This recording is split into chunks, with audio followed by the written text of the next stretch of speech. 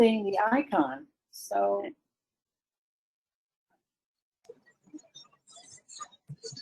And on mine, it's on the top right, and it looks like a speech bubble or a thought bubble. It does, yeah. A little red number next to it. And Barbara, nice to see you from Union and the Caldwell Parsonage. Catherine from Ocean County, and Sue Dupre is an 18th century dance master. Nice to, I wish we could have you do a turn for us this morning. Someday we'll be back together and dancing together.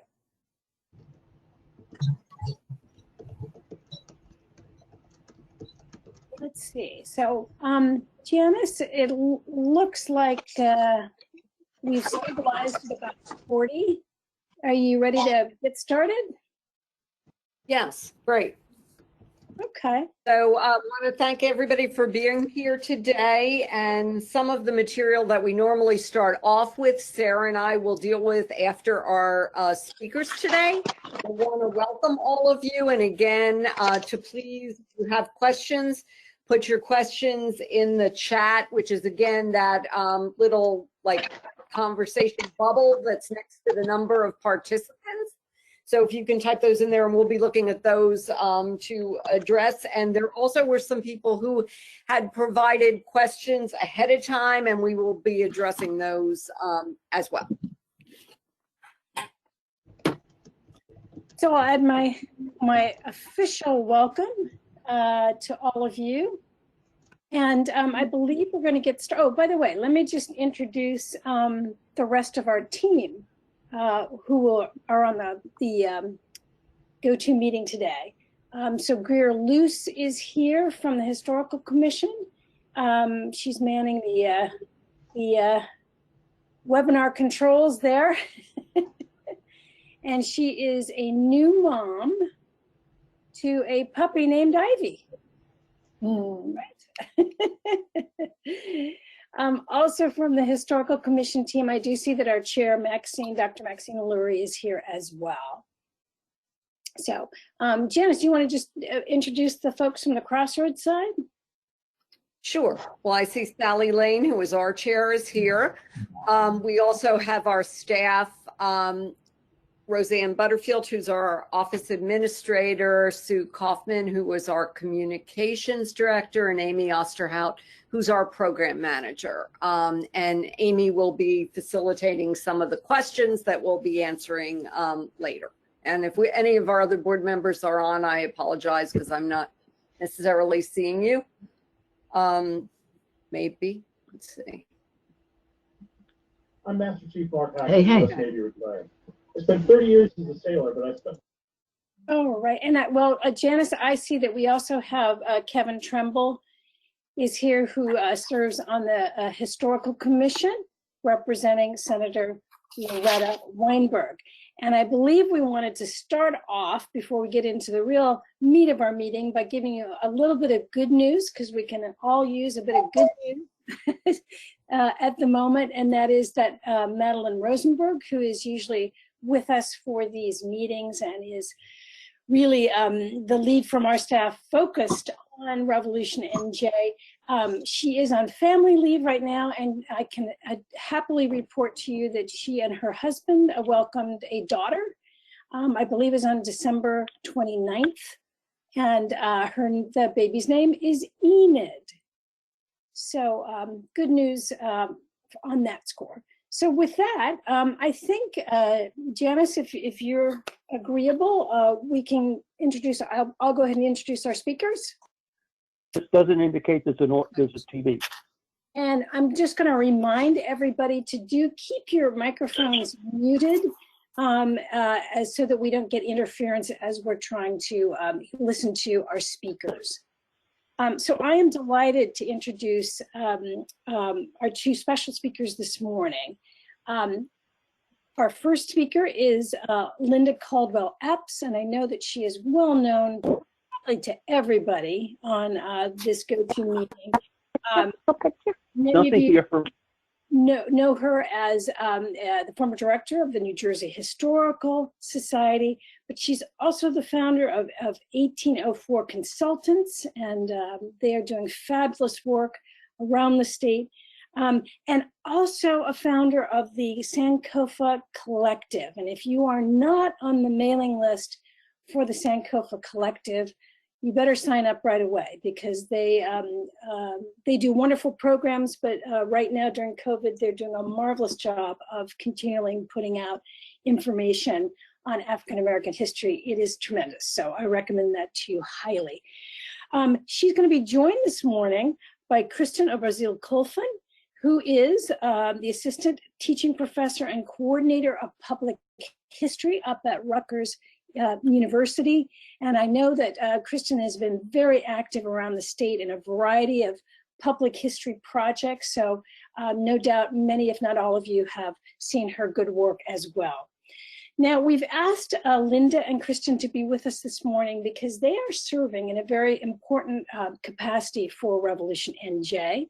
They are the co-chairs of our advisory council.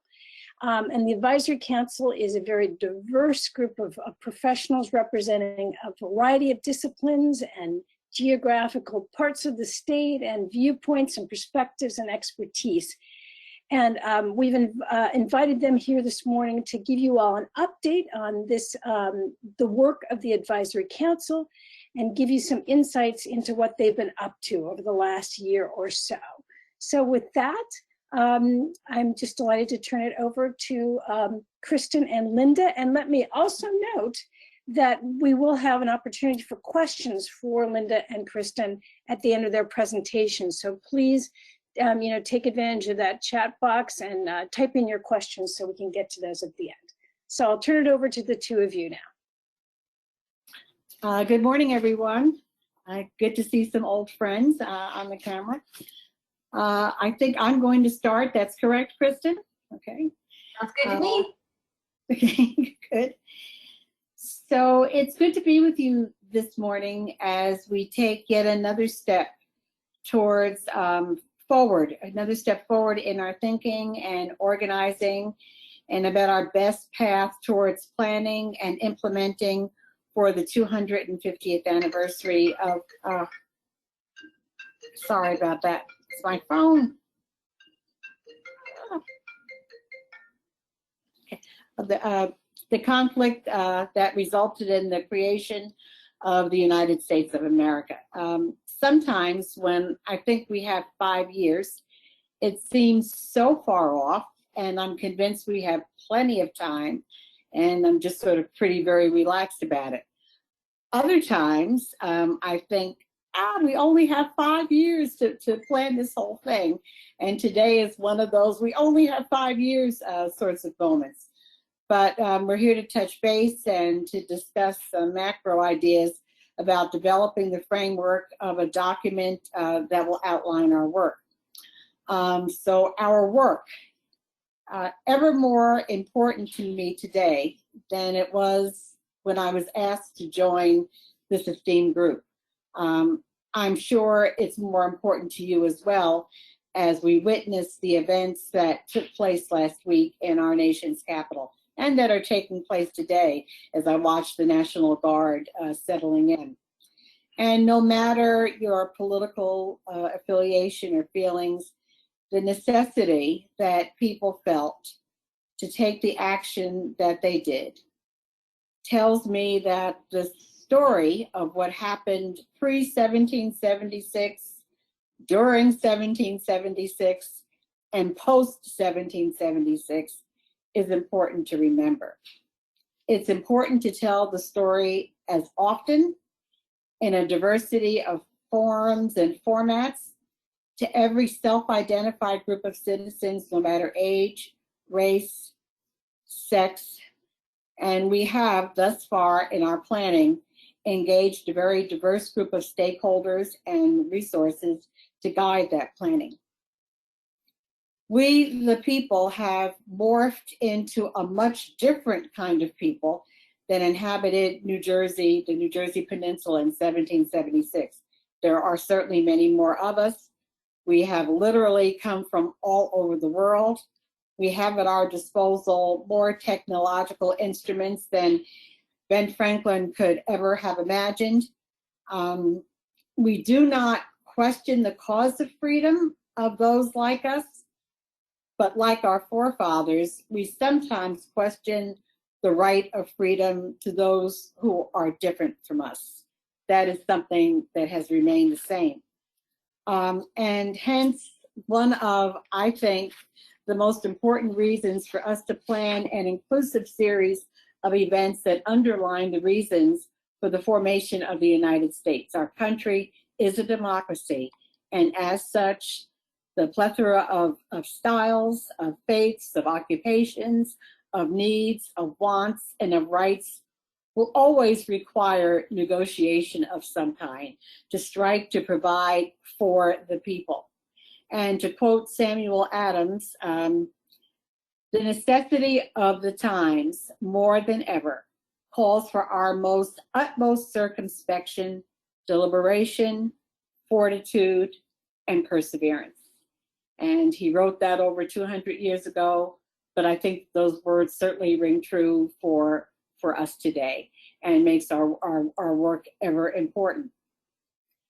And probably as a country with this kind of government, we'll always be going through review and revision. I think that's the nature of how we're set up. So that, and I'm happy that we're set up in such a way that welcomes that kind of self-introspection and review. But here we have this this wonderful opportunity on the occasion of our 250th to really take a long, hard look at who we are and to provide forums and programmings for our public for them to also have that same review. And I personally hope that one thing that will come out of all this that I see is sorely missing in our educational system is the instruction of civics again, so that we clearly understand what who the people, by the people, and for the people means. So I hope that that's one thing that we come out of the celebration with. So I don't know, Greer, are you going to put the slides up at all, or I can just talk from them myself? Yes, I have the slides up, so I can move those forward. I'm just on the first one. Oh, I just see another new friend. Hi, Susan.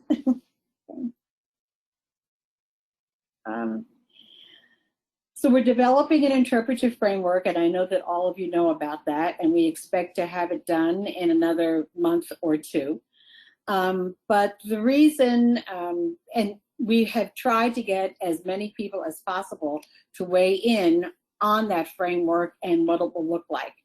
But we have established these goals that first and foremost, we want to tell a diverse and an inclusive story about America's past that will invite every single one of our citizens to participate in the events and the activities that take place.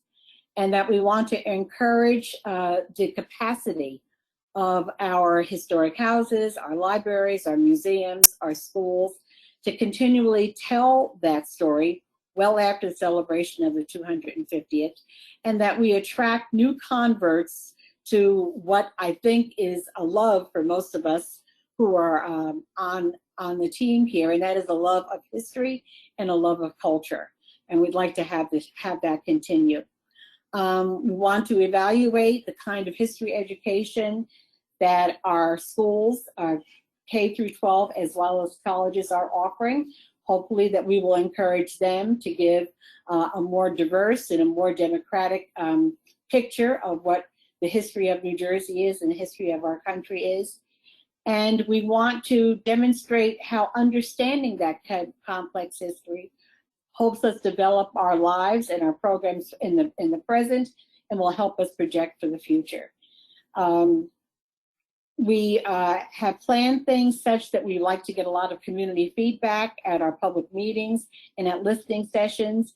We've handed out surveys. We've already started on some of this work of holding conversation with the rank and file and with scholars throughout the state. And that is our goal, to continue doing that even after we have finished tweaking the framework, because we feel that there's always room for some sort of improvement. So that's our goal in developing the framework that we will use to move forward with our work during these next 5 years.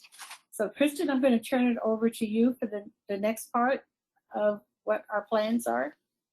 Thank you, Linda. And thank you for the reminder that democracy is an iterative process. And what we are going to be doing as we prepare for the commemorations in 2026 is a part of that ongoing mission and journey that we're sharing in collectively. So as Madeline Rosenberg and staff at the Historical Commission have been working to create a plan for how the commemorations will take place, we have collectively built an interpretive plan or interpretive framework based off of feedback from scholars in the field who work on the American Revolution, some local and some further afield who are experts in certain areas, as well as through listening sessions across the state over the last couple of years. Really a kind of incredible swath of the population who has been asked to contribute to shaping how we are going to remember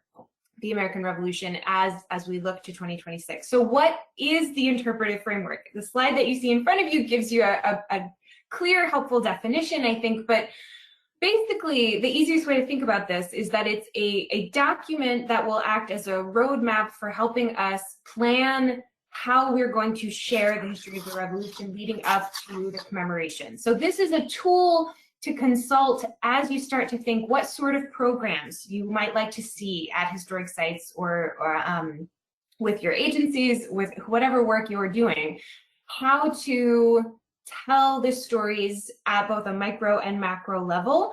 And this is not something that is saying, here's the content that you need to convey, but rather here is a lens through which to examine the stories that you're trying to tell so that we can all make sure that the programs that are being offered to New Jerseyans are telling as complete a story about the history of the revolution and our state's role as possible. So this document, when you see it, it's only a couple of pages long, but it packs a punch for giving us some really, really robust tools for thinking about how to plan and implement programming and offer clear standards for how to conduct additional research, develop events that will be of interest to populations that maybe aren't ones who normally visit your site or interact with the work that your organization does, to try to help branch out the reach that all of our work could potentially have during these years. So the interpretive framework is a path for planning and implementation of programs with those standards that I mentioned, and guidance for providing chances to stop and think about how programming can be developed, making sure as we go along that we're keeping up with our goals, delineating programming key themes, storylines, and narrative points, and defining audience takeaways and learning objectives to try to make sure that we're all on the same page for what this story of the revolution is actually telling us and how that can help us understand not only that history, but also our present and future, as Linda very eloquently explained in light of current events. The framework should help identify elements that are within the scope of programs and what format or products would best suit that program. So not just what to talk about, what events, what people, what objects, what places, but how to formulate an interpretation and narrative that that will be effective for how it's delivered, as well as for who you're talking to. So I think, Greer, if you don't mind going to the next slide, I'm covering the first point of that, and then we'll be going back to Linda. Thank you. So this is the real meat of what we're talking about here. Why do we have an interpretive framework? Because planning 5-6 years in advance for something so important as the 250th anniversary, we need to make sure that we're not missing anything and that we have set goals that are going to create effective learning opportunities and opportunities for engagement.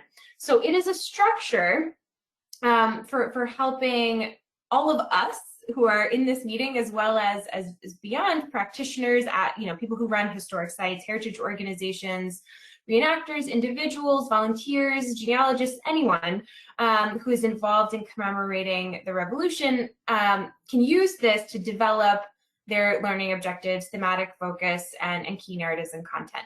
We have a series of guiding questions and key themes that we've built into the framework that I won't go through the whole list here, but the one that we really want to make sure we're all thinking about is, what difference did the revolution make? Because this question prompts us to think about what came before. What happened before anyone thought about taking this particular course of action? And what other options were available? And then what change did that actually make in the material and emotional and interpersonal, political and economic lives of individual New Jerseyans and people across the colonies and the nascent nation? So it's intended to be a foundation for creating inclusive, goal-driven, audience-centered programs that can be tailored to the needs of individuals or organizations. And I think this is where Linda was going to pop back in. Is that right, Linda?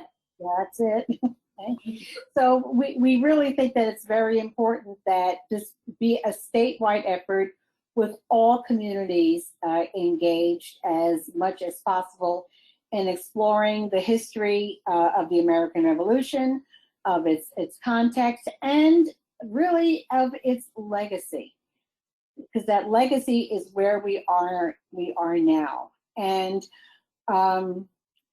we're not interested in we are to an extent, the facts and the figures of it, but we're really interested in how did the revolution change lives? How did it come? How did it affect New Jerseyans? And how did we become New Jersey because of the revolution? And how does that determine the way that the state operates now, the way that we live now, and charting a path for the future? One of my personal goals is I've always felt that when I enter Massachusetts or when I enter Virginia or when I enter Maryland, I know immediately that that is a state that cherishes its revolutionary history. And I'd like to see that same kind of feel or recognition through signs or whatever come to New Jersey, because probably, we had the Battle of Trenton and the Battle of Monmouth, and had it not been for that, we really changed the tide of the war. And there's a certain degree of pride in that I feel that we should have as a state.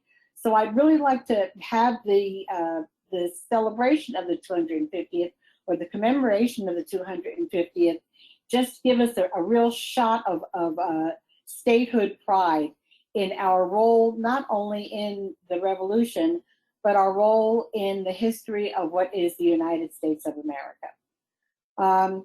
So our next steps are to, as I said before, within a month, probably more like 2, in March, publicly launch our framework and what it is that we'd like to do, and to have with that a set of resources that people can use, that they will find handy in planning events or however they feel that they would like to commemorate the 250th.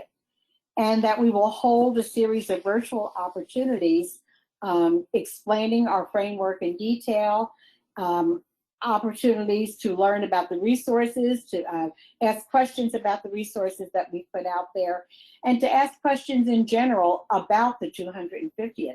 It occurred to Kristen and I when we were talking the other day that perhaps one thing our committee has not examined as closely as we should is why the revolution, when it happened, what was going on in the state before that. Because we also have to understand that not everyone engaged in creating programs or activities, they're not more going to be history people. People on the boards of our cultural and our historical institutions may not have all been trained in American history, and hence there's an education that needs to come about what were we like before 1776. Again, of course, go into then why 1776 and what happened as a result of it, and why are we living the lives that we live today. So I think that that's a pretty much summary of what we had to say to you today. And hopefully you will have some questions that we can launch into and have a larger conversation. I have learned through the years that you spend a little time talking, but you spend a lot of time discussing is the most successful way to get people motivated into action. So I'm going to stop with formal remarks unless Kristen has something else to say and launch into some concerns or some questions or some ideas that you might have.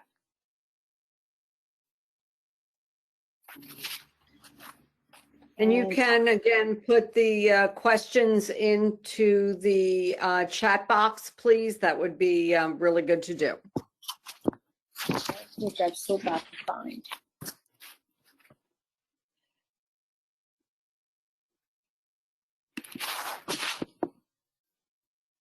Okay, found it.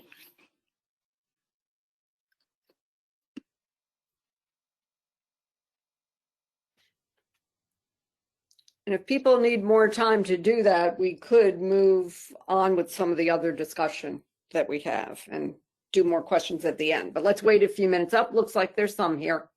There's a question from John Fabiano. This was a revolution and that feature was violent. Is there any way to encourage nonviolence during the interpretation? Well, I certainly hope so, because I don't think a revolution in ideas and in doctrine has to be violent. And that might be an area of concentration for some of our programming. And thank you for that, because I hadn't thought about that. But certainly the revolution comes from the mind and from the heart first. I certainly don't want to see any more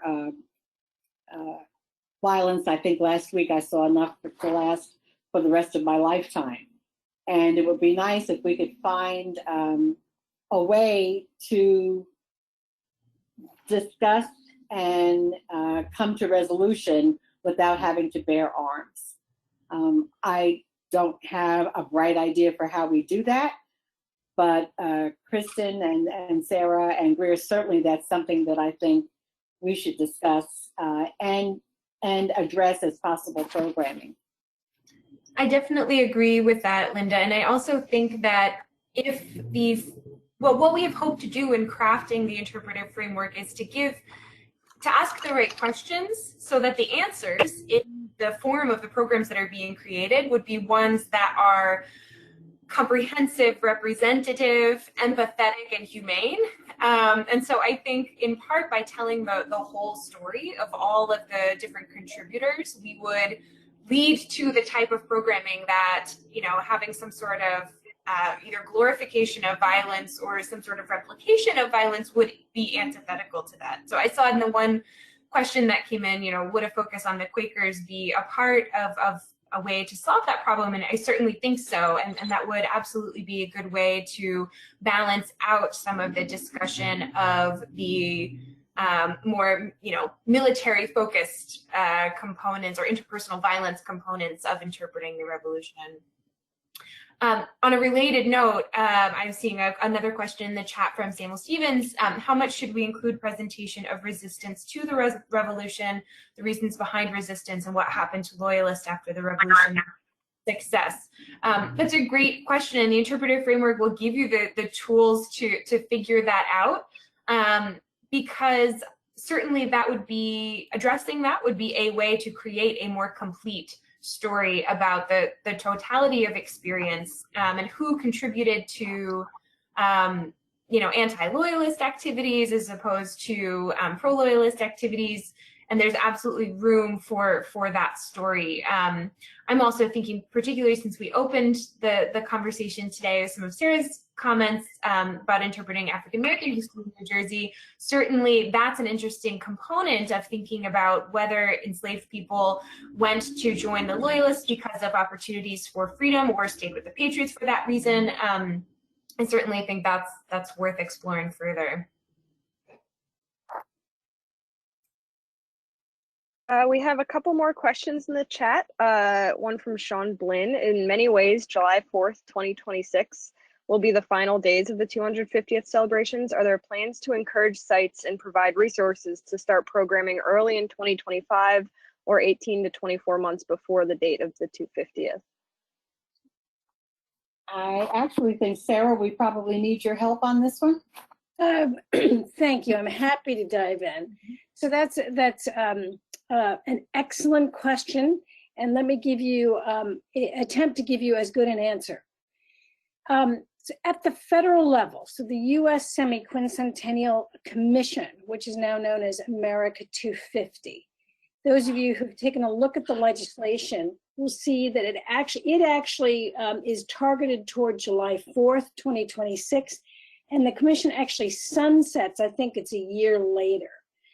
However, as we think about New Jersey's Revolutionary War history, and also as we talk to our colleagues around the country in different states, there's obviously a great deal more history to explore. So while you're going to see, I predict at the national level that there's a punctuation point on July 4th, 2026, our New Jersey planning fully intends to continue right on from there with activities throughout the 8 years of the war, so, or the commemoration of that period of time.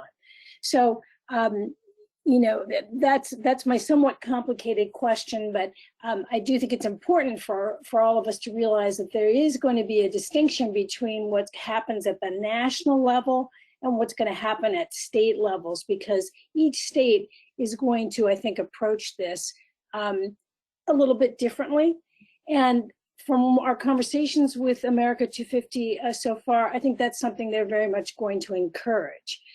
So you will have seen, for example, that Massachusetts has already been doing activities, as would be appropriate for their history. And, you know, but as I've remarked before, by the time we actually get to 2026, they're kind of done. So you're going to see different, I think, that you're going to see the commemoration play out differently in the various states. And we in New Jersey fully intend to keep on going long past July 4th. I hope I answered that. I'll just chime in also to mention that the Interpretive Framework will be accompanied by some planning resources that will be available starting as soon as some things available this year and increasing as we get closer. So sites and organizations and individuals would be able to start planning with the benefit of some of the committee's resources much sooner than that if you wanted to do anything early. So you mentioned 2025, certainly. Absolutely, and I think we're going to enthusiastically encourage that. We have another question from Beth. Will there be ideas or options for small groups that don't have a physical building? For example, my DAR chapter doesn't have a central meeting location, but we would like to have some sort of program. Well, Sorry, Linda, go ahead. No, I want to say, I should think so, especially an organization like the DAR. How could we not encourage that organization to have programming to participate to the fullest extent, but other organizations as well. The war is not just battles and battlefields and places. It was a revolutionary state of mind. And a revolutionary state of mind does not have a particular place. It's fluid. And so I would think that we would certainly encourage institutions that are not do not have a physical building to participate to the full extent. I'm hoping that Sarah and Christian are agreeing with me. It's something that I don't remember discussing, but I think I'm pretty much on target with that, correct? Yes, the framework encourages place-based interpretation, but that in no way means site-based only. So it offers a lot of ways to think about how you could interpret individuals and concepts in any different setting. So you might think about historical walking tours or talks taking place anywhere, but certainly lots of possibilities there. I think it also includes thinking about concepts and philosophy that are a result of 1776. Going back to the question about does everything stop in July of 2026, it certainly does not, because we have kept evolving as a state and as a nation. And I think that evolution to where we've come to today is also an important part of what we would like to encourage to happen during our celebration. If I could just, I want to throw in a couple of other thoughts too here, and that is just to once again articulate that the Revolution NJ will have certain programs that it will undertake as Revolution NJ. However, we are really encouraging a plethora, one of my favorite words, of activities that will take place by all of the organizations, history organizations, and has already been noted, some non-history organizations too. So the interpretive framework is meant to be a tool that any group can use to develop a program that will coordinate and support the themes and the goals that we have articulated at the state level. And I also wanted to just throw in there for Beth that the one thing that was not mentioned, but I think is really important for everyone to be thinking about, is digital programs. You're not in if you don't have a physical site as an organization, you want to develop some programming. Hey, we're excited about that, and consider what you might be able to do digitally as well. Sarah, do we want to address the next question about the unifying logo or theme that Debbie has? That is there going to be a unifying logo or theme for New Jersey? The term patriot has been receiving wide attention. Are we going to address its origins and significance?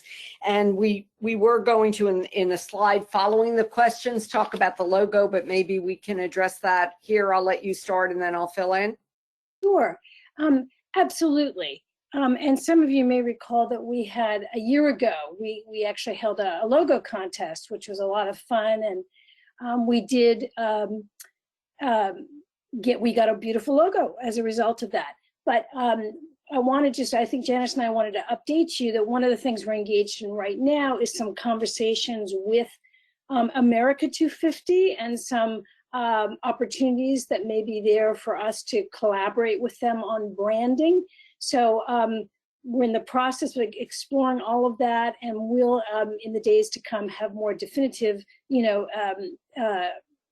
direction for all of you on how the logo will be made available to different organizations and activities. Do you want to add anything to that, Janice, or did I get it all? I think so. And, obviously, we're really happy that people are enthusiastic about using the Revolution NJ logo, but, we're not quite there yet with moving forward with that, but we're working on it, and we'll absolutely keep you informed.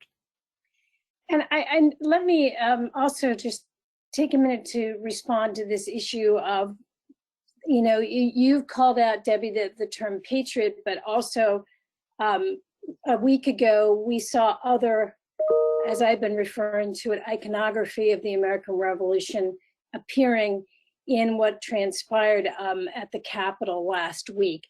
So you won't be surprised at all to say that I do not have a solution or an answer for you today, because I think it's a very complicated issue that all of us will work on in the days and weeks to come. How to approach that, and how to make it clear what this initiative and this anniversary is all about, and how it does relate to those terms and images and the iconography of the revolution. So stay tuned, and I know that we will be looking for opportunities to engage in conversation with all of you about that whole issue as we move forward. And I think our board chair, Sally Lane, commented that surely recent events reinforce the need for a greater understanding of the concepts that animated the founders, the failings then and since in creating a democratic republic. The American Revolution is more relevant than ever. So thank you, Sally. Absolutely. And we have one more question from Paul Soltis, and it is, will the interpretive framework recommend specific events, e.g. particular battle reenactments, civil celebrations, academic or scholarly conferences?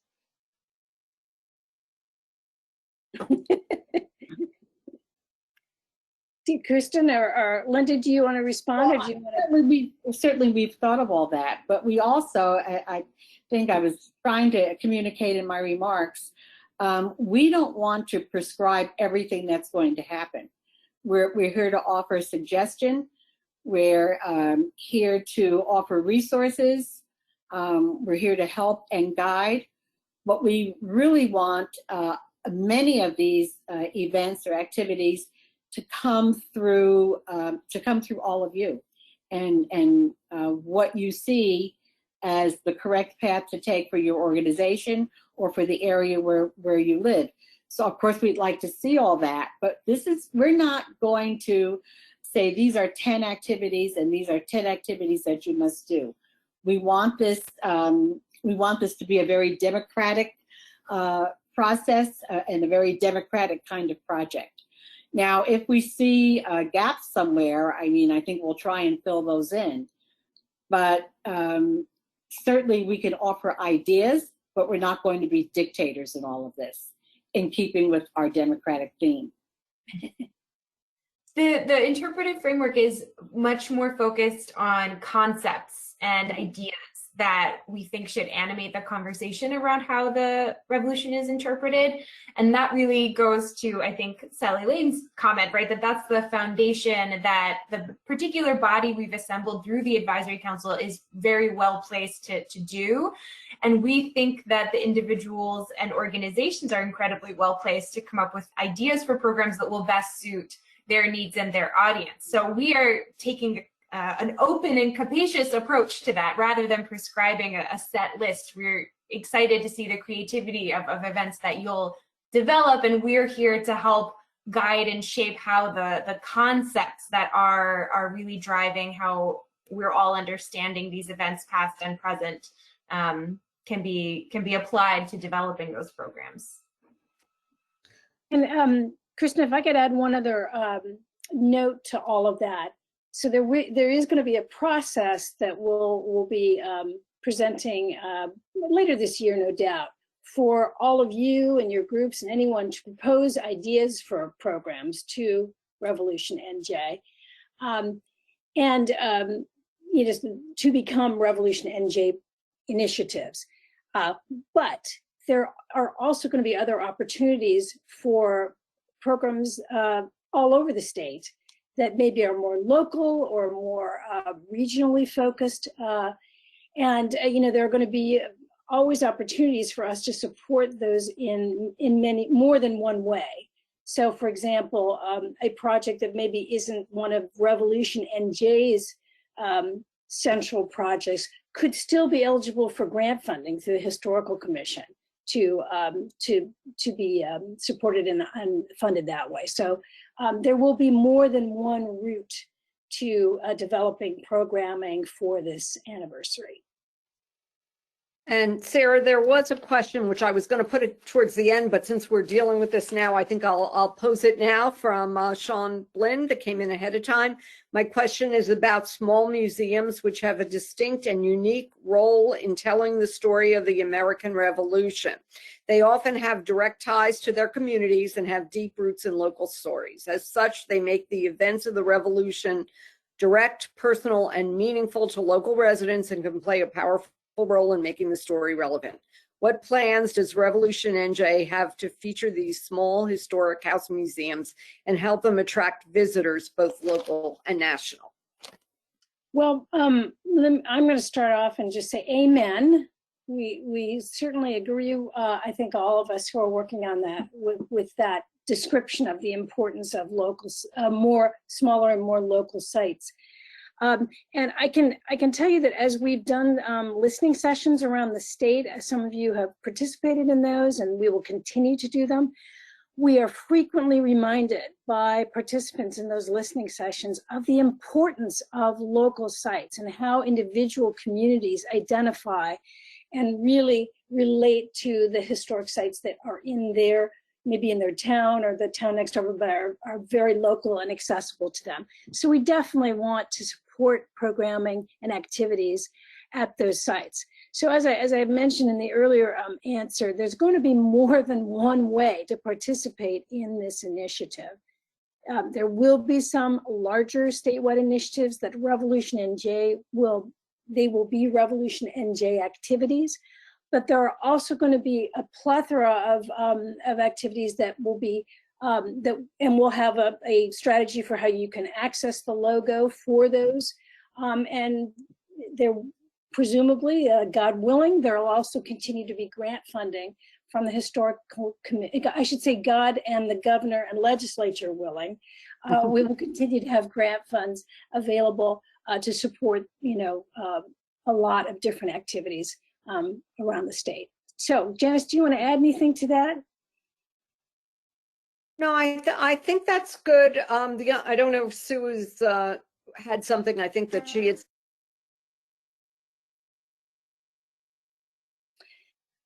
I can just also add that Travel and Tourism, New Jersey Division of Travel and Tourism, is a partner with us in this. And one of the big, as you're going to see, I'll save the bulk of that for later on. You're going to see that one of our big goals is develop a very comprehensive marketing program so that we can have a variety of ways to promote all of the activities around the state that are tied to the initiative.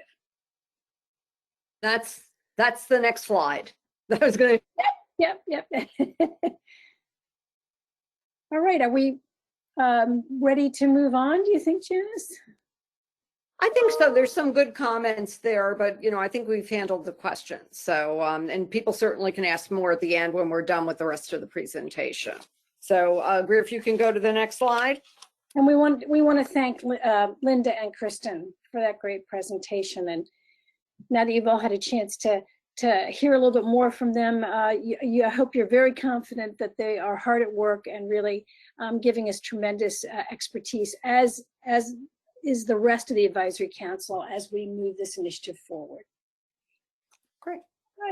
Right. So as Sarah had pointed out, Crossroads is in the process with input, obviously, from our partners in this, the New Jersey Historical Commission, in developing an RFP for the Revolution NJ marketing plan strategy.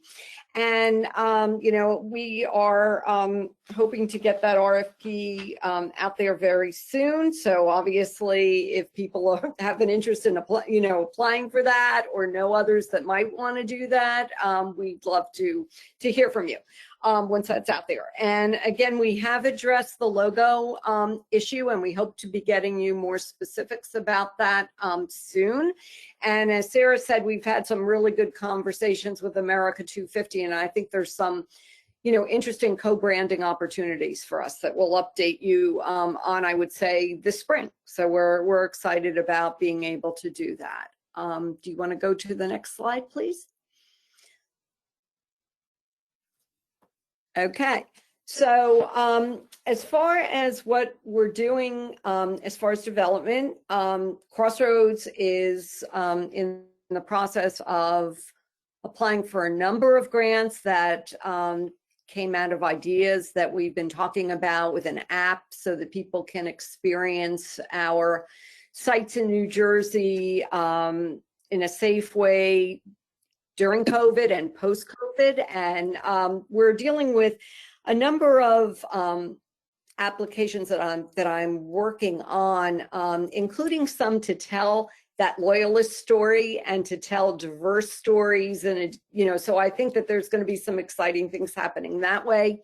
Some of the other recommendations from the site assessment pointed to the need for some other training, and we're also applying for some grants that would give us some training for heritage education centers in some of the cities in New Jersey, and we hope that we are going to hear some positive things back on all of this very soon. Wanted to also make you aware, and I'm sure you probably know about this, but the Historic Trust has the 2021 Preserve New Jersey grant round, and there's January 28th. You have to sign up if you want to participate in that, but there's an opportunity to participate in an information session. And there are opportunities for historic site management grants up to, I think, from 5,000 to 50,000, for heritage tourism planning grants for about the same amount, and for capital preservation grants that are even larger amounts. And there is a special consideration of grant proposals dealing with the 250th, as well as underrepresented histories. So I think there's some real good opportunities there. So I want to make sure that you're aware of that. I think we posted some information on our website about that as well. We are also in the process of trying to populate our campaign council, which would be looking to identify private, corporate, foundation funding in addition to obviously state and federal funding. And we are in the process of also releasing an RFP for a feasibility study for that fundraising. So, you know, look for that. That's going to be happening very soon as well. And I think one of the things that, Sarah, we recently heard about is that the national group, America 250, what, $8 million? That they do have some funding to move forward, which is good for efforts there, and also with working with us moving forward. Can we go to the next slide? So Crossroads is continuing. As many of you that are our heritage partners know, we do professional development sessions, usually twice a year, that, you know, focus on various aspects of Revolutionary era life and ways to make that come alive at historic sites. Obviously, a little bit different with doing this virtually, but Amy has been doing, you know, I think a great job pulling that together. The last in-person one we had was partnering with the Historical Commission at Morven.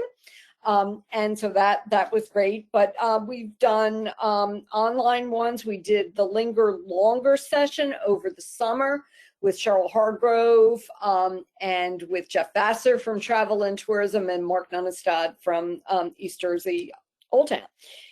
And most recently, we had a social media session with Darian Kelton from the Old Barracks. And all of these are posted on the Crossroads site if you're interested in taking a look at those.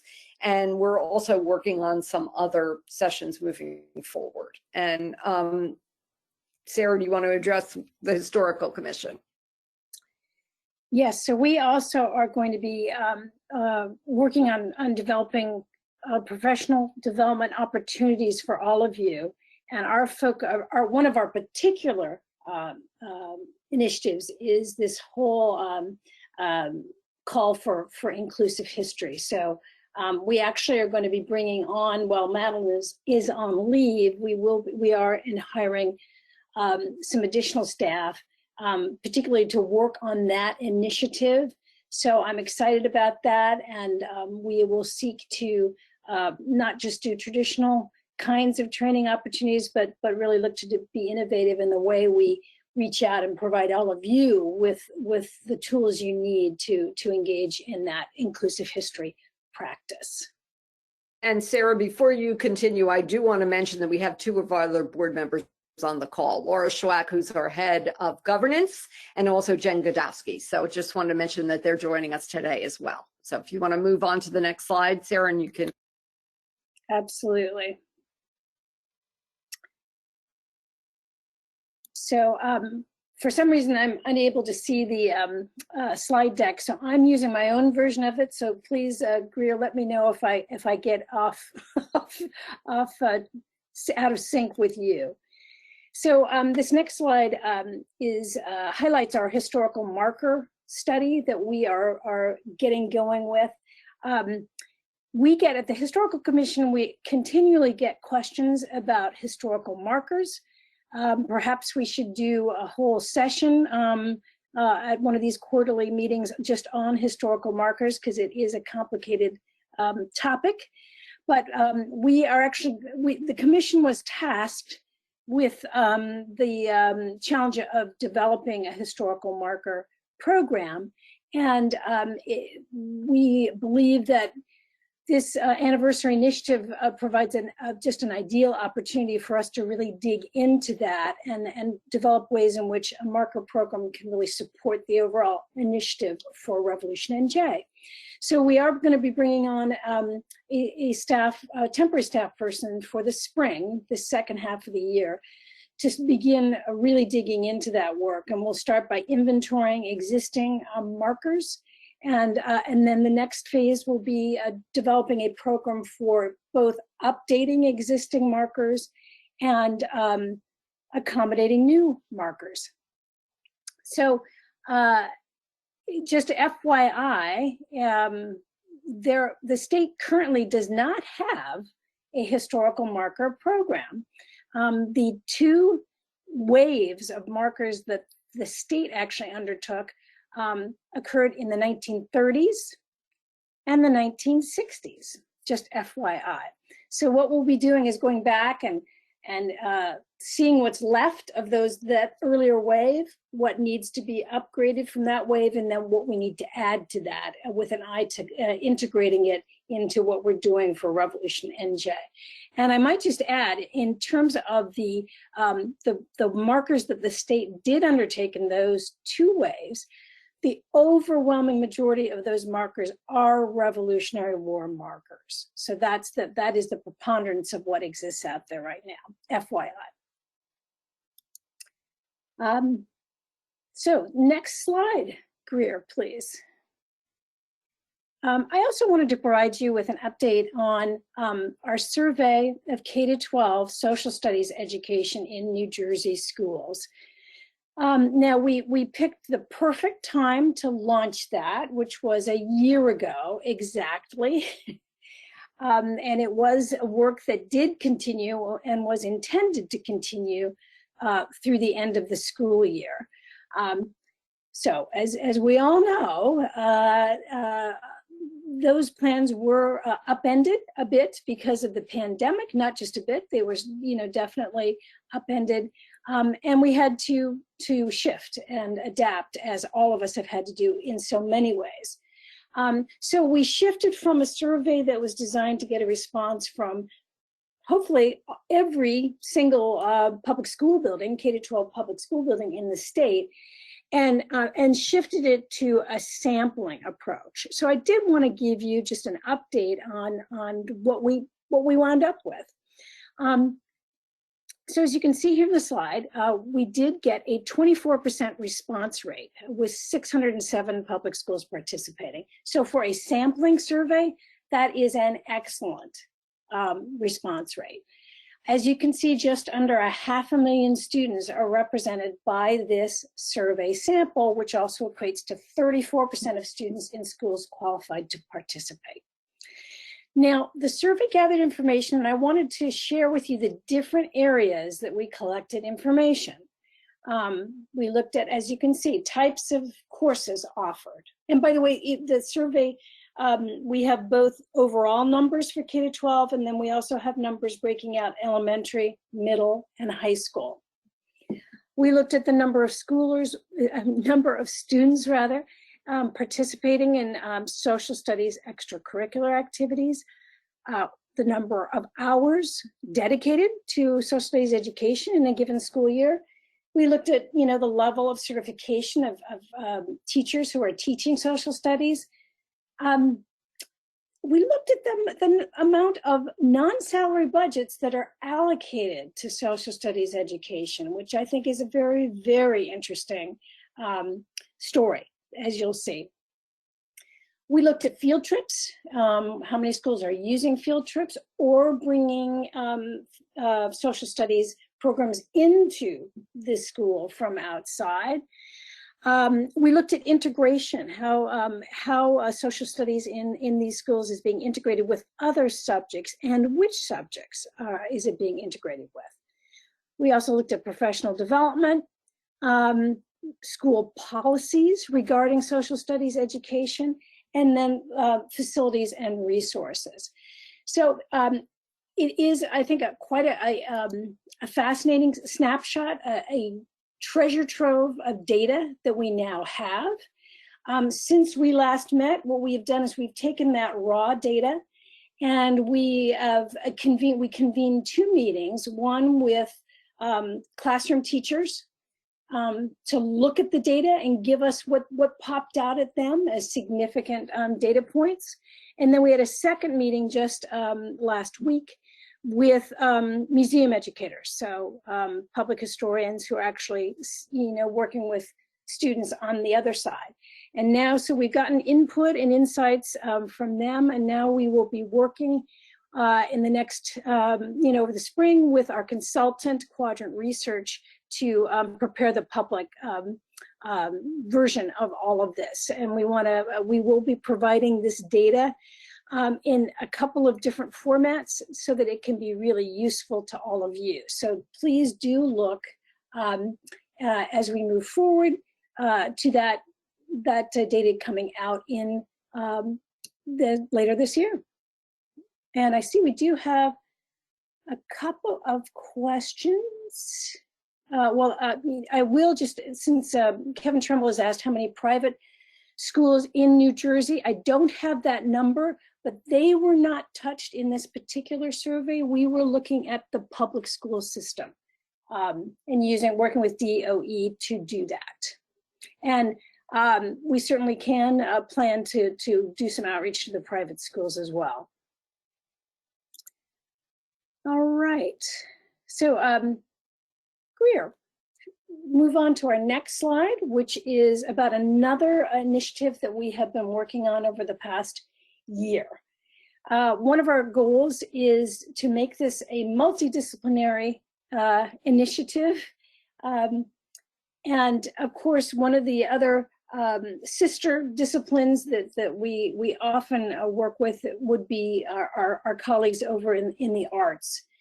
And so we did begin thinking really at least 2 years ago, if not longer, about ways that we can begin to engage the arts community in thinking about this anniversary and projects that they could undertake with us. So we convened with our colleagues at the New Jersey State Council on the Arts, and we did undertake a pilot project over the last year. And we've been working with Monument Lab, which is an extremely exciting group. They're a public art and research studio. They're based, they came out of the University of Pennsylvania. And some of you may be familiar with the work that they did in Philadelphia a few years ago, engaging the general public in thinking about monuments. And they also, some of you may have seen the project they conducted in Newark last year before the pandemic. They were engaging the public around the Borglum statue in Newark, which some of you may have seen. So we've been working with them this past year to run a pilot project to explore, how we could, the kind of project we might be able to develop for Revolution NJ that would engage community members and artists and humanities scholars in thinking about commemoration from a range of viewpoints. And this particular study group, they brought expertise and viewpoints from, quilting, murals, architecture, history, photography, augmented reality, and cultural and historical preservation. So it was a fascinating study group, and we are now in the process with our colleagues from the Arts Council, thinking about what we could do as a next step to develop this concept further. And we are excited in the coming months to share more with you about some proposals that may come out of that initial work. And I think we are now at the point for questions. Have I got that right, Janice? Since I can't see the public. That is correct. Okay. All right. So I guess Janice, Michael Murphy. Oh, great. And another board member, Michael Murphy. Thank you. Well, thanks for having me. I was a little late. I was just getting off a call and I hadn't hooked up to GoToMeeting or whatever our website is. Two things. One, most recently, my dear friend, domestic partner, girlfriend, Felicia Grant of Red Bank, was just appointed, nominated by the governor and confirmed by the Senate to serve on the New Jersey Council on the Arts. So, you know, I will, I'm sure she will be enthused about the project that's taking place. Well, she just started. She's being sworn in shortly. Number two, going back a little further, I just spoke before this call to my favorite county executive, also my brother, Brian Hughes, who is going to be delivering his State of the County address shortly. One of the plans in the near and immediate future is to convert the Princeton County Golf Course into a eco park, which will connect to the DNR Canal, which is about halfway between the site of the old barracks and the Assunpink Creek and the Battle of Trenton, and you know, 3 or 4 miles away, the Princeton battlefield. And they want to explore how to leverage that unique position in Mercer County's participation in history in the Revolution, and to join forces with us and identify somebody who will be a colleague and a contact in the county. Thank you. We have an earlier question from Kevin Tremble, and it is: thematic networks will be a way to work in a mutually supportive way. How do we focus such an effort? Well, I certainly agree with you, Kevin. Would you like to expand a little bit more about exactly what kind of thematic networks you're proposing here?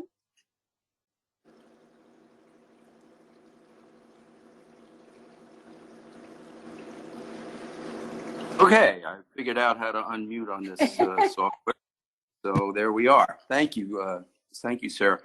Well, during the development of the Crossroads management plan, there were 14 storylines created, and there were also a number of gateway sites that were identified for contact to provide for a sort of a focus or a nexus of where the connections may be made thematically to some of the smaller sites.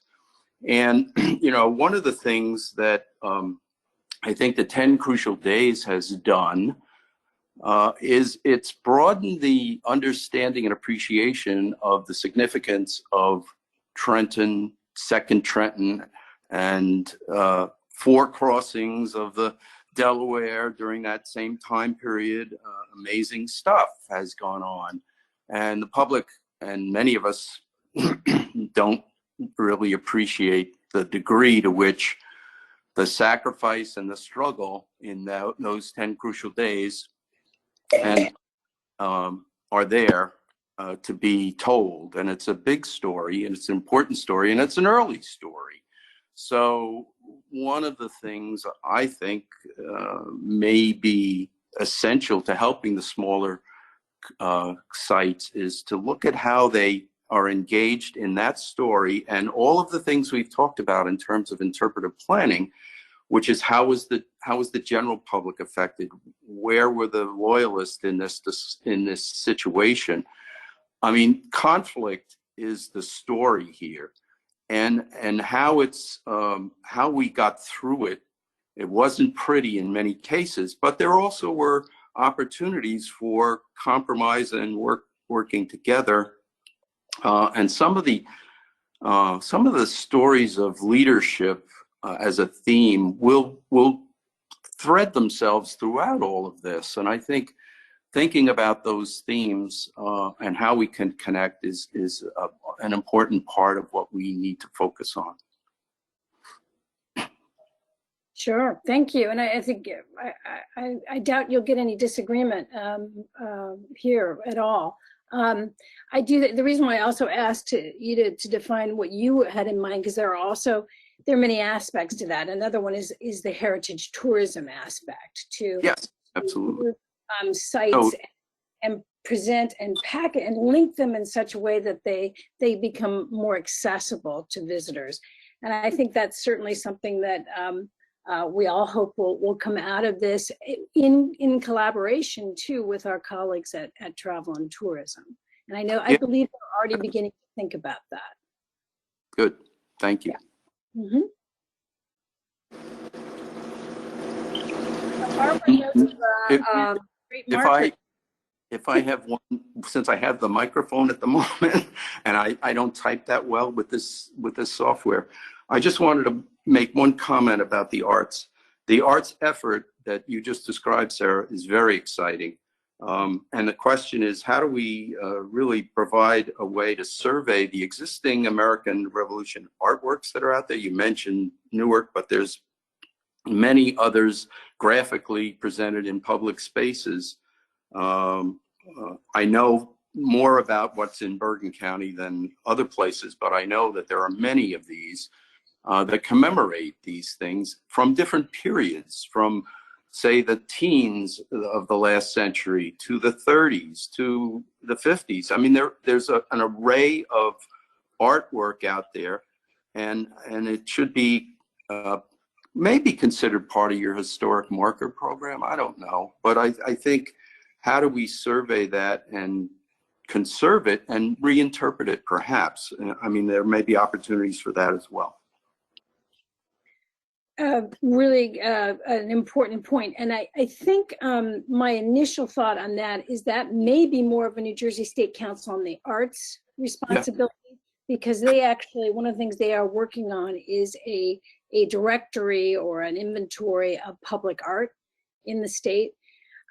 So I think that's an excellent suggestion. You may recall that during the World War I centennial, our wonderful colleagues at the Historic Preservation Office undertook an inventory of all World War I monuments, which they did an excellent job with, and now that's available. So that's something definitely we should pursue, and maybe it's collaborative between some input from HPO, but also Arts Council. And, there's a question from Paul Solstice. Will Revolution NJ issue a formal comment on the 2020 site assessment survey? Are we moving forward with a recommendation for an experience center in Trenton?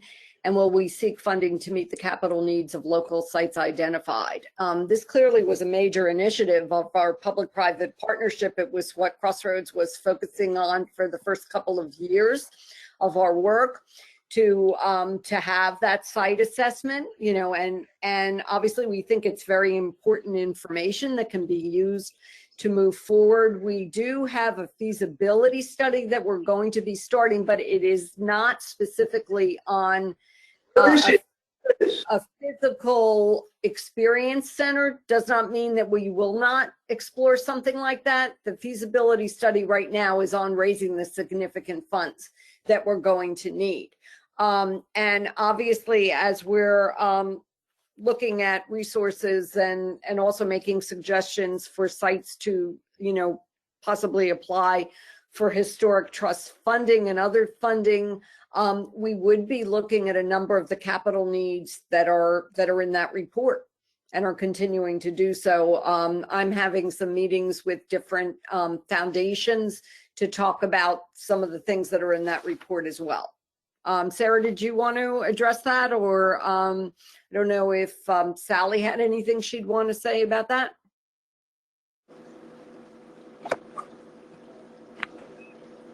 I'm only pausing to give Sally a chance if she would like to chime in. I'll just add my, and Sally, you should chime in. My one big just add on is just to really encourage sites who are in the position to put in an application to the Historic Trust, that this is, you know, this is the time to do it. We should be using every resource available to us, that being a very, very important one.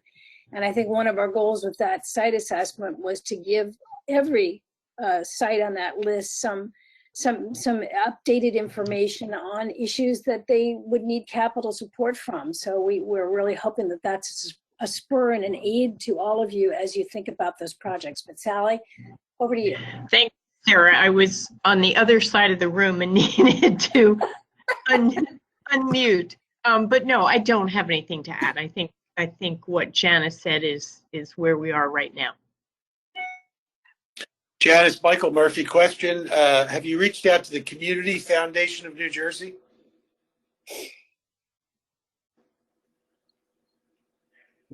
Not yet.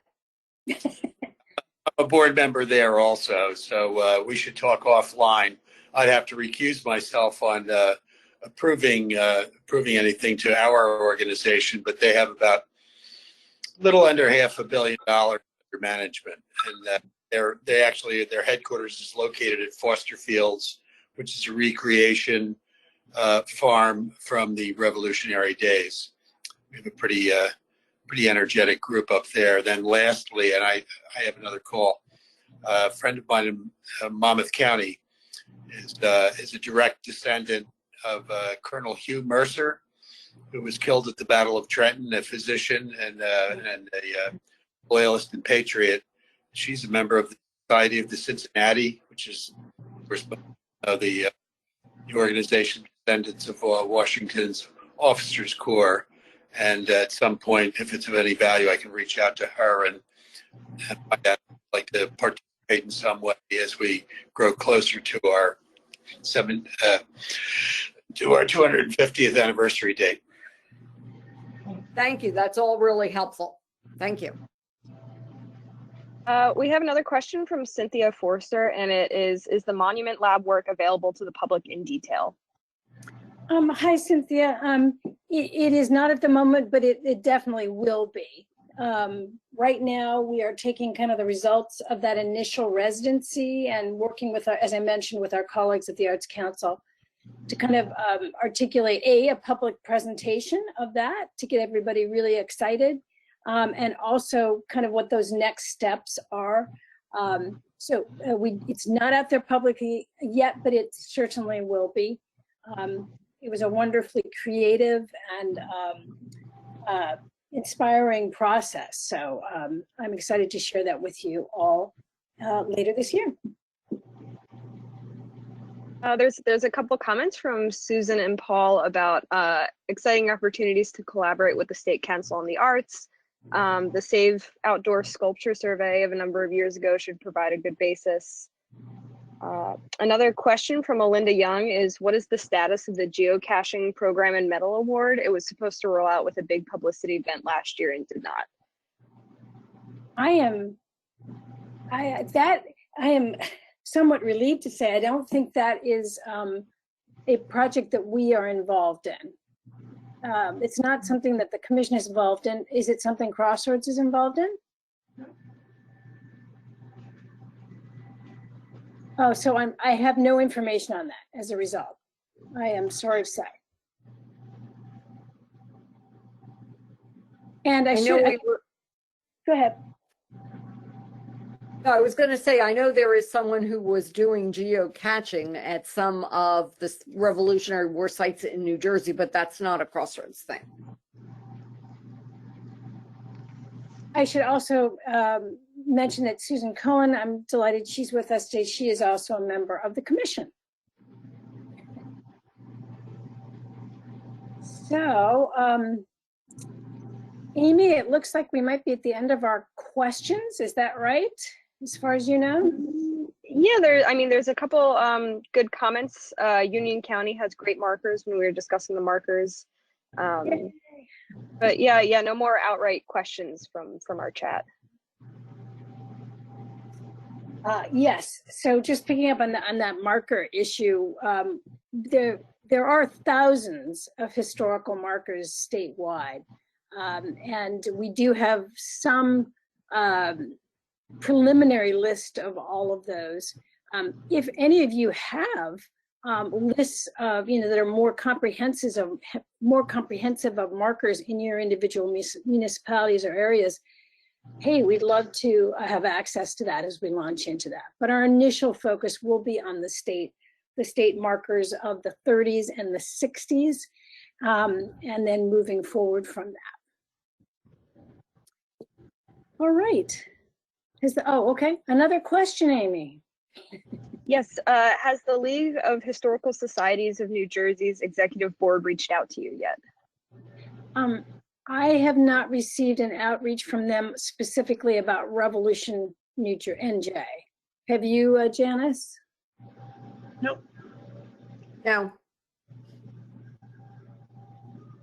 I might note, since you brought up the League of Historical Societies, that one COVID-19 project that the Commission has undertaken that is almost complete is we actually have attempted to compile a comprehensive list of historical organizations in the state of New Jersey. So all we're doing now is we're integrating the list that we compiled with IMLS's list that came out very recently, and that's the last stage. And once we're done with that, we will have that list and certainly be happy to share it with all of you. I know it's something we've wanted for a very long time. And does anyone want to anyone have a guess the neighborhood of how many organizations are on that list? I don't have a finalist because of that, but I have a ballpark figure. Feel free to put it in the chat if you want to guess. And are there any other final questions? 900. Woo! No, that's a little too many. Not that many. Any final questions though from all of you fantastic folks? Yes, that was very optimistic. All right. Well, the last thing, let me just offer a couple of 350. Oh, Linda, excellent. So Linda's a little low. So it's somewhere between 350 and 900. I'll leave you in suspense one more minute just to give you a couple of updates on other matters. And that is that the Historical Commission will be releasing grant guidelines in the next few weeks for the project grant program, as well as we will be doing the Cultural Trust grant round this year. It would normally have been a historic trust round for capital projects, but in light of the terrible challenges presented by COVID-19, we all agreed that it should be an institutional and financial stabilization round. So please look for those grant opportunities coming up in the next few weeks. It'll be, I think, in the register next month. So, look forward to that. Secondarily, I do want to ask you to be on the lookout for a potential next round of funding from the New Jersey Arts and Culture Relief Fund. There's no definitive date or decision on that, but please keep your eyes peeled because the hope is that there will be another round available. And then finally, I wanted you to know that the Historical Commission is working very diligently to get up-to-date information for all of you on the Save Our Stages portion of the relief bill that passed last month in Congress. We understand interestingly enough, there's a webinar today that was overbooked, so we couldn't get a spot, and neither could Arts Council. But I believe that presentation is going to be recorded, and we will follow up, and we'll do our level best to pass on to you information that you might be able to use to apply for funding from that program. But that, I believe, was $15 billion, if I'm remembering correctly, out of that larger relief bill. And certainly some of that will come to New Jersey, and museums are an eligible organization. And then secondarily, many of you may have already heard that I believe there will be a second round of PPP loan/grants. So if that is of interest to everybody, to any of you, please, we'll try to pass on information, but that I believe is going to be available to you who are eligible as well. So Janice, do you have any last thoughts for us? Just that our next meeting will be in April. We will get the date for you. We're trying to coordinate some schedules for that, but it will be in April, and that we have a list of contacts if you want to reach out to us. And we really appreciate your interest and enthusiasm about this. And again, look forward to working with you on some really exciting plans. And thank you. Yes, and Tom D'Amico, yes, we are well aware of that document on historical markers, and absolutely that's a great resource.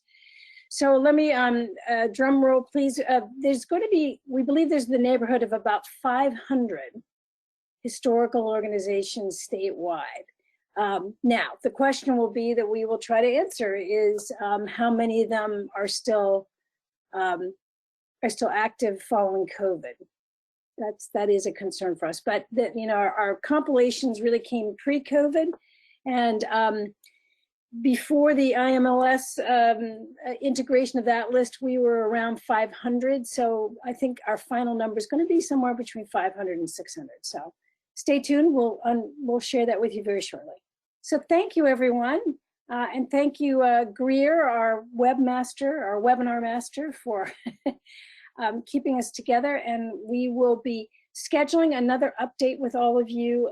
And please share with others who might like to know more about what we're doing. And it will be in April. So look for a date in April for our next update. Thanks, everyone. The other thing is that this is being recorded if people were unable to attend. So just so you know that it is available to review later.